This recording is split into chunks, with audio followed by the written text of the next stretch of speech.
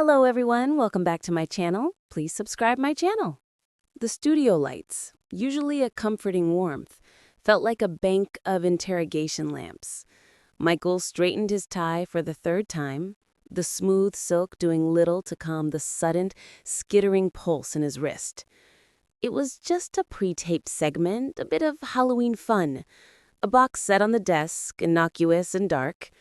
"All right, Michael," his co-host grinned, her eyes sparkling with mischief. "Don't be scared now." The audience chuckled, a wave of anticipatory delight. He played along, flexing his arms in a mock show of bravery. "Come on now, you know nothing scares me." But something did. It wasn't the box. It was the feeling that had been creeping up on him for weeks. A cold, quiet dread that had nothing to do with ghosts or goblins. It was the dread of a man who had spent his life facing down 300-pound linemen, realizing the most formidable opponent was the silent, ticking clock inside his own chest. Lately, he'd feel a strange flutter, a dizzy spell when he stood up too fast. He'd blamed it on late nights, on stress. He reached into the box. The audience held its breath. His fingers brushed against something cool and rubbery, a fake spider. He pulled it out with a theatrical flourish, and the crowd erupted in relieved laughter. He laughed with them, the sound booming through the studio, a perfect performance. But as he held the ridiculous plastic prop, his smile felt frozen. The skittering pulse in his wrist had escalated to a frantic, drumming rhythm. For a terrifying second, the bright lights of the studio seemed to strobe, the sound of the laughter receding as if he were at the end of a long, dark tunnel. He saw his co-host's smile falter, just for a fraction of a second. She saw it.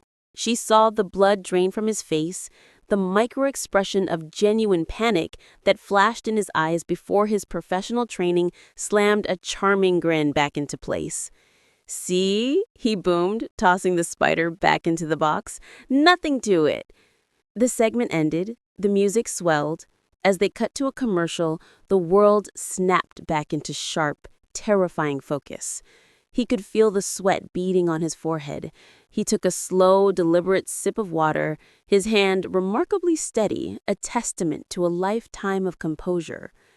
"You okay, Mike?" his co-host asked, quietly off mic.